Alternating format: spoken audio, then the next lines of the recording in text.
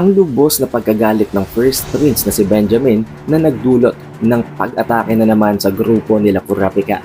Ang pinakamadayang move na ginawa ng pinakapanganay sa lahat ng mga prinsipe at ang napakatinding sekreto sa loob ng mga army or ng mga bodyguards ng First Prince na si Benjamin. What is up you guys? It is the updated read and huge announcement. Araw-araw tayong magre-release ng chapter ng Hunter x Hunter hanggang sa marating na natin ang latest chapter. Bago tayo magpatuloy, huwag niyo muna kalimutang mag-iwan ng like, mag-subscribe at i-ring na din ang bell button para automatic ma-notify ka tuwing magkakaroon tayo ng bagong video. Pero huwag na nating patagalin pa. Let's go! Sa pagsisimula ng chapter ay makikita natin na nandito at na-feature na nga ang ikatlong prinsipe na si Choray. Dito ay nagtataka siya at hindi din siya makapaniwala nang makarating sa kanila ang balita na dinesimate at dinurog na daw ang squad ng 14th Prince na si Prince Wobble. Dito din ay sinabi nila na ang natitira na lamang na dalawang bodyguards ay nagmula sa external na organization na ang Hunter Association. Meaning wala nang kahit na sinong bodyguards doon kung hindi ang dalawang yon na si Kurapika at si Bill. Dito ay nagtataka pa nga itong si Choray. Subalit in-explain sa kanya ng kanyang mga bodyguards na reliable ang impormasyon na yon. Kailangan nilang pagtiwalaan yon dahil nanggaling yun mismo sa Royal Army. Hindi makapaniwala itong si Choray habang sinasabi na hindi daw niya akalain na unang tatargetin ng kanyang mga kapatid ang pinakabata sa kanila, ang pinakabunso na isa pa lamang sanggol. Subalit habang iniisip niya ang mga bagay na ito, ay bigla na lamang niyang naisip na para bang may hindi tama. Kung talaga nga ang mga bodyguards o ang karamihan, ang majority sa mga bodyguards ni Prince Wobble ay inassign sa kanya ng mga queens, bakit nagpatayan sila? Ang only possible reason na naiisip ni Choray ay maaaring nakita nila ang mga yon, na figure out nila at naisip nila ng mga threats, kaya pinatay nila para mawala ng mga espiya sa loob. However, dito ay sumingit ang isa sa kanyang mga bodyguards habang sinasabi na hindi yun ang case, and actually ang rason kung bakit namatay ang mga bodyguards ay dahil sa mga Nen Beast. Nang dahil na nga sa parang hindi aware itong si Choray sa binanggit nilang term na ang Nen Beast, tinanong niya ang kanyang mga bodyguards kung meron daw ba sa kanilang nakakaalam ng tungkol sa bagay na yun. Subalit it seems, walang kahit na sino sa loob ng kanyang bodyguard squad ang marunong gumamit ng net. Kaya wala sa kanilang nakakaalam, wala sa kanilang nakasagot sa kanyang tanong. Then here comes a double spread page na nagpapakita ng buong residence ng lahat ng mga prinsipe. Dito ay makita natin na para ba isang itong apartment na kung saan ay dikit-dikit ang kanilang mga kwarto, at dito rin ay makita natin ang bawat lagusan, ang bawat exit, ang bawat entry. Dito pa lamang ay marirealize na natin kung bakit talaga nagawa ng isang schedule ang hari ng kanilang pagbalik sa kanilang mga residence, dahil kung magsasabay-sabay nga naman sila sa pagbalik, hindi malabong doon pa lang magsimula na agad ang laban. Sumunod na panel naman ay magbabalik na naman ang scenes papunta sa nangyayaring banquet sa loob ng dinner ng royal family, dahil nakita nga natin na itong si Choray ay nakabalik na. Nangangahulugan na lamang na ang dalawang panganay na mga prince ang natitira sa dinner na si Camilla at itong si Benjamin. Makikita natin dito nakausap ni Camilla ang hari habang sinasabi na hindi daw siya agree, nahayaan na lamang ang ibang mga participants sa succession war na mag-withdraw o hindi na lumaban sa gaganaping battle royale. Sinabi din niya na walang kwenta ang ginawa nilang ritual ang lahat ng preparasyon kung hahayaan lamang ni King Nasubi na tumakas ang mga kapatid niyang yon. Na sinagot naman nitong si King Nasubi na actually tinanong na din siya ng third prince na si Choray ng tungkol sa bagay na yon. At sasabihin niya ang kaparehong sagot na sinabi niya kay Choray, word for word, na ang matitira at nag-iisang buhay na anak niya ang ituturing na susunod na hari. Ang natitira and sole survivor ang ituturing na kukuha ng trono ng Kakin Empire. So guys, para sa mga hindi gaanong nakaintindi ng sinabi nyo ni King Nasubi, it only means kahit pa mag-withdraw ka, wala siyang pakialam. Kailangan pa rin isang matira sa kanilang magkakapatid. Meaning, kahit mag-withdraw yung iba, pwede mo silang patayin dahil as long as nabubuhay sila, kahit nakapag-withdraw sila, hindi ka maituturing na ang susunod na hari. Na nangangahulugan na kahit pa sabihin nitong si King Hoigoro na okay lang, pwede ka na mag-withdraw, hindi ka pa rin ligtas. Dahil kung gusto ng mga kapatid mo na makuha ang trono, papatayin ka nila dahil hindi nila successfully makukuha ang trono hanggat may natitira pang ibang kapatid sa loob ng gaganapin na succession war. Kailangang isa lang talaga ang manatiling buhay sa kanilang lahat. And to be honest, hindi nilinaw dito ni King Hoigoro. Sinabi din niya kay Camilla na si Camilla na ang bahala mag-interpret nun. Pero in-explain ko na sa inyo guys para hindi kayo maguluhan. Habang nangyayari ang conversation sa gitna nitong si Camilla at ni King Hoigoro, bigla silang siningitan ng isang individual. Walang iba kung hindi ang panganay na prinsipe na si Prince Benjamin. Habang sinasabi kay Camilla na kung iniisip daw niya ang tungkol sa opinyon ng ibang tao, ang tungkol sa nararamdaman ng ibang tao ay hindi talaga siya nararapat na maging ang susunod na hari. Subalit sinagot siya nitong si Camilla habang sinasabing hindi daw ganun ang gusto niyang mangyari. Sinabi ni Camilla na kung anong gusto niya, dapat sundin niyo ng mundo. At ang pinakaunang gusto niyang mangyari ay ang mamatay ang lahat ng ibang prinsipe maliban sa kanya. Kaya naman gusto niyang magpakamatay ang lahat ng prinsipe voluntarily dahil kagustuhan niya yun. Dinagdag pa nitong si Camilla na kung iniisip daw ng ibang mga prinsipe na itong si Camilla ang magiging susunod na hari, dapat isipin nila na kailangan na talaga nilang mamatay para maging hari na si Camilla, na nagpapakita lamang kung gaano ka-selfish itong si Camilla, kung gaano siya ka-self-centered, at para bang isang spoiled brat siya na dapat masunod ang lahat ng gusto niyang mangyari. Nang dahil na nga sa sinabatan siya nitong si Camilla, galit na galit ngayon itong si Benjamin. Habang sinasabing kung itong si Camilla daw ang magiging susunod na hari, ang susunod na kukuha ng trono sa Kakin Empire, magkakaroon sila ng para bang isang walang kwentang babysitter. Na sinagot naman itong si Camilla na hindi siya isang babysitter, na lalo lamang nagpainit ng tunggalian sa gitna ng dalawang ito. Nang dahil naman sa nangyayari ang kaguluhang ito sa gitna ng presensya nitong si King Hoigoro, sinabihan niya itong si Camilla na kahit papano irespeto niya ang kanyang nakatatandang kapatid, na nagpapakita lang din na kahit na twisted ang pag-iisip nitong si King Nasubi, kahit papano alam din niya kung paano disiplinahin ang kanyang mga anak. Subalit itong si Camilla, para bang inisnob lamang itong si King Hoigoro at itong si Benjamin, habang nagkakaroon pa ng isang malalim na opinyon sa kanyang sariling isip. Habang iniisip na kung ang mundo ay hindi susunod sa kanyang gugustuhin, napaka-unfair nun. Sa sobrang lalim ng pagkainis nitong si Camilla sa kanyang tatay at sa kanyang nakatatandang kapatid, it's as if nag-e-evolve at may lumalabas na panibagong creature sa kanyang Nenbeast. Sa pag-alis ni Camilla ay sinabi naman ni Benjamin kay King Hoigoro na nahihiya daw siya para sa kanyang kapatid dahil sa napaka-disrespectful daw ni Camilla. Sinabi din niya na bilang ang pinakamatandang prinsipe, puputulin niya ang bawat deceased na mga branches sa loob ng Great Kakin Empire 3. Isang salita na sumisimbolo sa pamilya o sa royal family ng Kakin Empire, na para bang sinasabi niya na ang kanyang mga kapatid ay ang mga deceased o ang mga para bang nalalantana na mga sanga. Siya daw ang bahalang umalis at pumutol ng mga sangang yon para hindi na madamay ang buong puno ng Kakin Empire, na dahilan kung bakit sinabi naman sa kanya ni King Nasubi na mataas ang expectation niya kay Prince Benjamin. Habang sinasabi ito ng hari, of course, nakikita din niya ang Nenbeast nitong si Benjamin. At ang Nenbeast nitong si Benjamin naman ay nakaharap din sa hari habang umingiti menacingly. And although naging maganda ang interaction sa gitna niya at ni King Nasubi, galit na galit pa rin itong si Benjamin. Inis na inis pa rin siya kay Camilla at sa kung paano siya nito tinrato. Kaya naman habang naglalakad, habang pabalik siya sa kanyang residence, biglang tinaasan ng ilan pang mga military troops ng Kakin Empire ang Area 1 na kung saan ay dumadaan itong si Prince Benjamin, dahil nakikita nga nila kung gaano ito kagalit. Sa sobrang pagkainis nitong si Benjamin, ang kanyang sinusuot na formal attire sa ginanap na dinner ay napunit at winasak niya na. Bago pa man lamang din makapasok itong si Benjamin sa loob ng kanyang residence, ay sinalubong na siya ng isa sa kanyang mga bodyguard, na sinabihan naman niya na kausapin at tawagan daw agad ng kanilang captain na si Balsamilco at sabihin na kailangan nilang i-capture ang ika-4 na prinsipe na si Serednik. Sinabi din ni Benjamin na wala na siyang pakialam kung paano at kung anong proseso ang gagawin nila para makapture itong si Serednik, pero kailangan nilang dalahin ang ika-4 na prinsipe sa kanya ng buhay. Sa kadahilan ng gusto niyang siya mismo ang pumatay kay Serednik gamit ng kanyang sariling mga kamay. Hindi naman nagtagalay agad na nagkausap itong si Captain Balsamilco at si Prince Benjamin.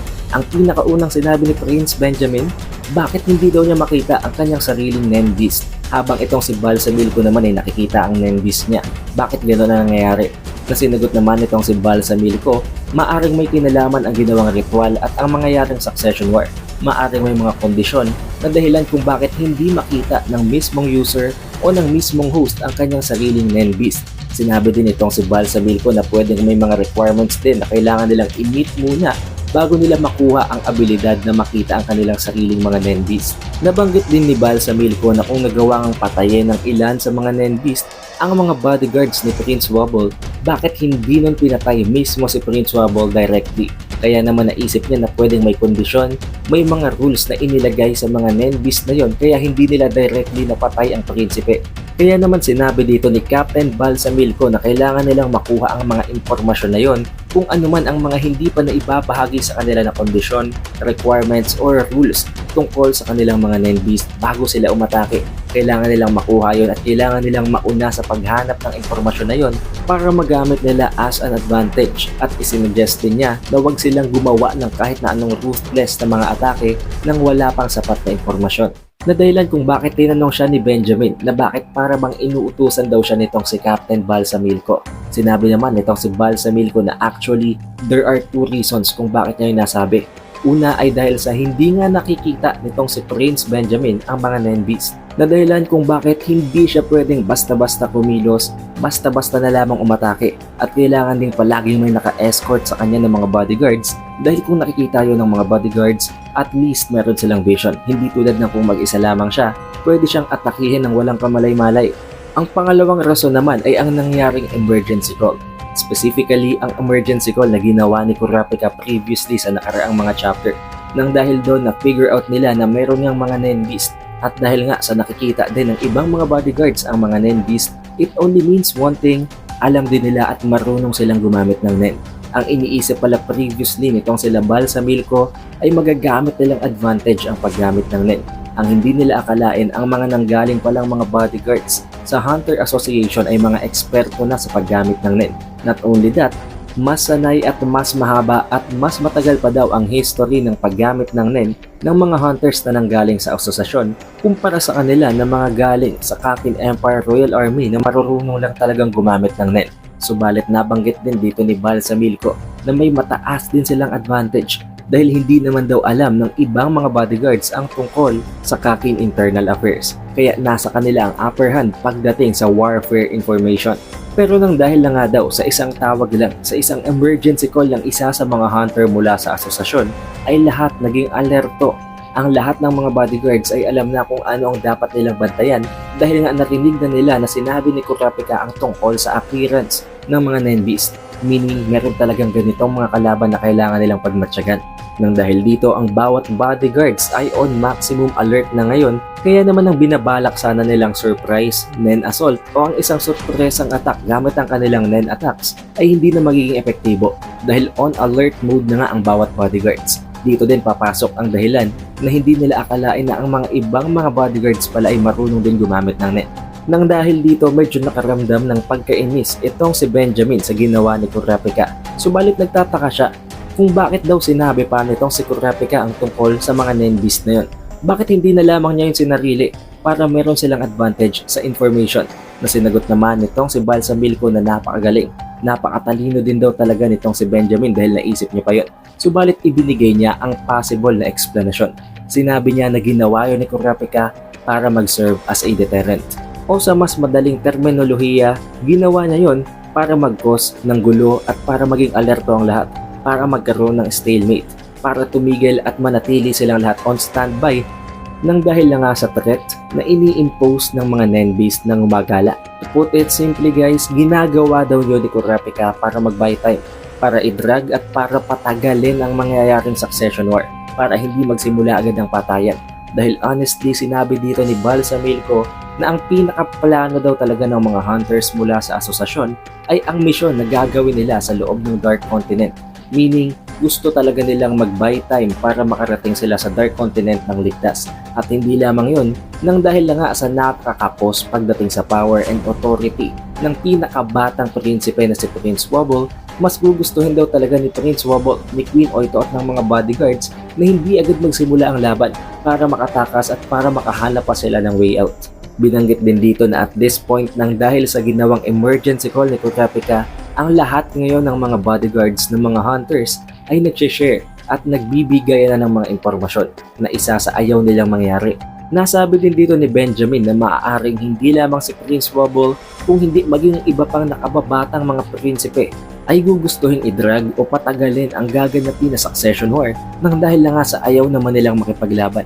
Nabanggit din dito nitong si Balsamilco na actually ang iba pang mga prinsipe o specifically ang mga matatandang prinsipe na kasunod lamang nitong si Benjamin na ang second papunta sa fifth prince na ito ngang si Camellia, si Choray, si Serednik at si Tsube pa ay may mga bodyguards din na marurunong gumamit ng net, meaning napakataas talaga ng unknown factors. Unang-una, hindi nila alam kung anong abilidad ng mga Nen Beast ng ibang prinsipe, at pangalawa, hindi din nila alam kung ano ang abilidad ng mga bodyguards na marunong gumamit ng Nen.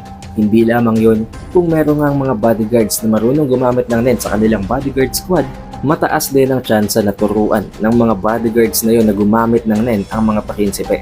Nang dahil sa mga reports na ito na sinabi ni Balsamilco, sinabi ngayon itong si Benjamin na ipatawag daw niya ang lahat ng mga bodyguards sa loob ng kanyang squad dahil magkakandak sila ng meeting. Dito din ay na-explain at naipakita kung ano ang tumatakbo sa isip ni Balsamilco.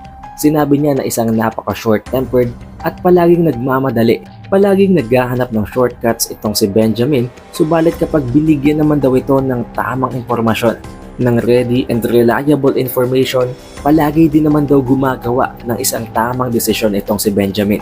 Hindi lamang dahil sa meron siyang napakatigas na paninindigan, napaka-flexible din daw mag-isip itong si Benjamin ang mga traits na kailangan ng susunod na hari. Meaning itong si Benjamin talaga ang susunod na dapat kumuha ng trono ng Kakin Empire ayon kay Captain Balsamilco. Iniisip din niya na kung itong si Benjamin talaga ang magiging susunod na hari, itong si Benjamin ang magiging susi para maging isang superpower ang Kakin Empire. Sa meeting na naganap sa gitna nitong si Benjamin at lang lahat ng kanyang mga bodyguards, binigyan niya ito ng command. Ang command na kailangan nilang mag-serve as a bodyguard sa lahat ng mga prinsipe.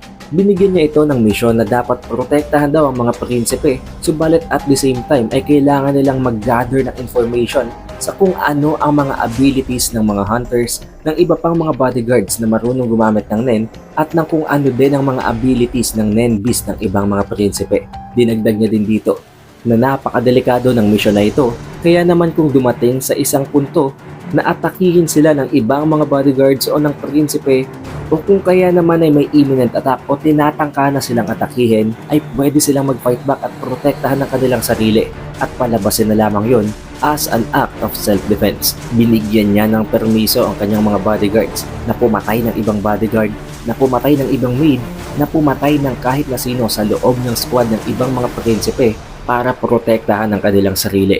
Matapos ibigay nitong si Benjamin ang kanyang napakasimple at napaka-concise na misyon sa bawat bodyguards, agad namang nag-agree ang lahat ng mga bodyguards na ito habang sinasabing yes sir. Bago niya i-dispatch ang mga bodyguards, tinanong niya si Balsamilco kung nakikita daw ba ni Balsamilco ang kanyang Nen Beast. Sinagot naman ni Balsamilco na oo, at nakikita niya na isang napaka-valiant na Nen Beast ang nag-manifest dito kay Benjamin. Sinabi niya na ito ang Nen Beast na nararapat para sa susunod na hari. Habang ang Nen Beast naman itong si Benjamin ay even up to this point, nakangiti pa rin ng nakakatakot. At ipinadala na nga nitong si Benjamin ang kanyang bawat bodyguard sa lahat ng mga prinsipe. Dito ay makita natin na nag-iisip ng malalim ang ikatlong prinsipe na si Choray na na-realize agad kung paano ni-utilize ni Benjamin ang kanyang authority. Dito ay nabanggit nitong si Choray na ang mga qualified lamang na maging Royal Guards ay ang mga official na mga sundalo o mga soldier ng Kakin Empire Royal Army. At dahil na nga sa itong si Benjamin, ang Deputy Military Advisor, kaya niyang utusan ang bawat mga soldiers niya na ginawa nga niyang mga bodyguards na maging espiya sa loob ng bawat prinsipe. Sa pamamagitan ng ginawa niyang yon, legally nagawa niyang ma-infiltrate ang bawat prinsipe. Isang napakadayang advantage para sa pinakamatanda at sa panganay na prinsipe ng Kakin Empire. Ang ikalawang prince naman na itong si Camellia, nang dahil na nga sa galit na galit din siya kay Benjamin, hindi niya matanggap na may ipinadalang isang bodyguard si Benjamin sa loob ng kanyang residence. Sinabi niya na kapag pumasok ang bodyguard na yon, papatayin mo yun agad. Subalit ito namang si Choray, nang dahil na nga sa walang kahit na sino sa loob ng kanyang bodyguard squad ang may kinalaman sa paggamit ng Nen o maging sa mga Nen Beast, iniisip niya na dahil na nga sa ginawang call nitong si Kurapika at nang dahil na din sa epektong ito na naidulot ng tawag na yon, ito na ang tsansa para mag-extract siya ng information para makuha niya ang kahit na anong impormasyon na may kinalaman sa Nen at sa mga Nen Beast. Makikita din natin dito itong si Prince Serednik. Sinasabi sa kanya ng isa sa mga bodyguards na dumating na daw ang isa sa mga bodyguards nitong si Benjamin para magsilbing bodyguard sa loob ng kanilang squad. Pero binulungan din naman siya ng butler niya na ito or maaring isa nga ito sa kanyang mga bodyguards na since isa din naman siya sa anak ng pinakaunang queen dahil nga magkapatid talaga sila maging sa nanay nitong si Benjamin, pwedeng hindi niya sundin at pwedeng i-reject niya ang offer na ibinibigay ng kanyang nakatatandang kapatid. Subalit sinabi dito nitong si Serednik na pabayaan na lamang nila ang bodyguard na yon, nasabihin na lamang siya ng you idiot at dahil wala naman siyang pakialam at nagpo-focus siya ngayon sa paggamit at pag-aaral ng NEN. Si Tsube pa naman agad na na-realize na nangyayari ang lahat ng ito nang dahil na nga sa ginawang pag-call ng kung sino mang hunter na yon nang pagsabi niya na may kumakalat na NEN beast. Nang dahil doon ang naging target niya ay si Kurapika. Gusto niyang makuha ang impormasyon tungkol kay Kurapika sa lalong madaling panahon. Switching of scenes naman ay makakabalik tayo ngayon sa residence nitong si Prince Wobble na kung saan ay naroroon si Bill, si Prince Oito at itong si Kurapika at maging ang ilan pa sa natitirang mga mates. Naisip dito ni Kurapika na hindi siya pwedeng makipag-usap at makipag-communicate sa mga hunters na ginawa niyang squad dahil unang-una sa lahat, kinokontrol ng Royal Army ng Kakin Empire ang bawat telepono sa loob ng Black Whale. Hindi lamang yon kung gugustuhin din niyang makipag-usap man sa kanila directly sa pamamagitan ng telephone o magkaroon ng isang private na communication, hindi din yun posible dahil ang bawat channel, ang lahat ng ends ng mga telephones ay nakikita at namomonitor din ng Royal Army. Hindi din naman nila magagamit ang kanilang mga cellphones, ang kanilang mga personal na mga gadgets para makipag-usap sa isa't isa dahil pagsakay pa lamang daw sa Black Whale ay kinumpis ka na ang bawat personal gadgets na yun. Pero binigyan naman siya ng idea ng isang plano nitong si Bill habang sinasabing pwede daw niyang gamitin ang hiniram niyang ability kay Sayid gamit ang kanyang steel chain. Sa pamamagitan nun pwede siyang makapag-spy at makagather ng information mula sa ibang mga prinsipe. Subalit sinagot siya ni Kurapika na hindi nila pwedeng gawin yun basta-basta at agaran dahil unang-una sa lahat, since magagamit nga lang ni Kurapika ng isang beses, masasayang yun kung hindi nila inararo down kung sinong prinsipe ang pagmamatyagan at kukunan nila ng impormasyon. Pangalawa, mahahati o magsisplit ang kanyang attention, meaning kailangan niyang mag-focus sa gagawin niyang paggamit na yon ng NEN ability ni Sayid at pwedeng mawala na siya ng focus sa kung anumang bagay ang gagawin niya sa loob ng residence nila. Hindi naman nagtagal ay may nag-doorbell na nga sa kanilang pinto na ina-expect nila na yun na nga ang isa sa mga bodyguards na ipinadala nitong si Prince Benjamin. Na agad namang naisip nitong si Kurapika na may makakapasok na naman daw palang isang panibagong spiya na naman sa loob ng kanilang squad. Tinanong naman agad ng isa sa mga maids ni Queen Oito kung sino ang taong ito, na sumagot na siya ay si Vincent, ang isa sa mga Royal Guard. Nang dahil dito, binuksan nila ito ng pinto at hinayaang makapasok. Sa pagkakataong ito naman ay agad na umiyak ng napakalakas itong si Prince Wobble. Na dahilan kung bakit nagtaka itong si Queen Oito dahil maaring naisip niya na pwedeng inaantok na daw itong si Prince Wobble kaya naman magpapahinga muna sila at idinagdag niya din na kinakabahan siya ng dahil sa may panibagong tao na naman na papasok sa squad nila. Na sinagot naman itong si Kurapika na hindi nila kailangan mag-alala dahil gagawin naman nilang isang guard lamang o para bang isang bantay sa entrance ang bodyguard na yun. Subalit dito ay bigla na lamang nagulat at para bang takot na takot ang mukha nitong si Bill. Agad siyang tumakbo papalapit sa pinto kaya naman itong si Kurapika ay agad na humarap. At dito ay lahat na nga sila nagambala. Pero sinabihin agad nitong si Kurapika si Bill na bantayan niya itong si Prince Wobble at siya na ang pupunta sa lokasyon ng pinuntahan ng maid nila. Dito ay nakita nila na tumutulo ng dugo mula sa bibig ng maid ni Queen Oito at hawak-hawak na siya ng isa sa mga bodyguards nitong si Benjamin.